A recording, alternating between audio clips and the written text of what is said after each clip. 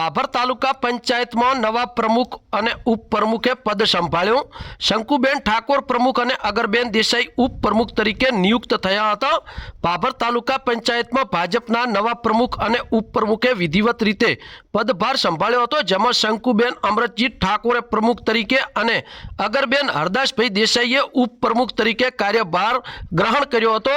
આ પદ ગ્રહણ સમારોહમાં સુઈગામ પ્રાંત અધિકારી ડોક્ટર અરવિંદભાઈ પ્રજાપતિ અને તાલુકા વિકાસ અધિકારી કેવી મોઢેરાના અધ્યક્ષસ્થાને યોજાયો હતો, જેમાં શાસ્ત્રી ગિરીશભાઈ દવે દ્વારા વૈદિક મંત્રોચ્ચાર સાથે ધાર્મિક વિધિ સંપન્ન કરાવી નવનિયુક્ત હોદ્દેદારોને પદગ્રહણ કરાવવામાં આવ્યું હતું।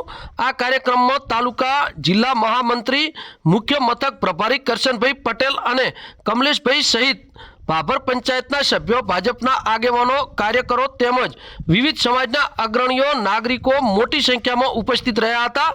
ઉપસ્થિતિમાં મહાનુભાવોએ નવનિયુક્ત પ્રમુખ અને ઉપપ્રમુખને શુભેચ્છાઓ પાઠવી હતી। તાલુકાના સર્વાંગી વિકાસ અને જનહિતના કાર્યોને પ્રાથમિકતા આપવા માટે અનુરોધ કર્યો હતો। બ્યુરો રિપોર્ટ બનાસની અસ્મિતા, બાબુભાઈ ચૌધરી, ભાભર સુઈગામ, વાવથરાદ। નમસ્તે।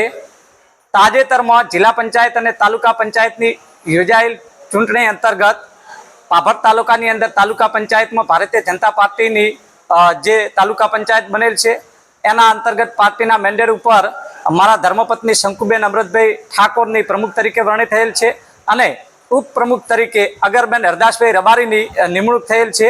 એટલે આજે વિધિવત રીતે પદગ્રહણનો કાર્યક્રમ રાખેલ હતો।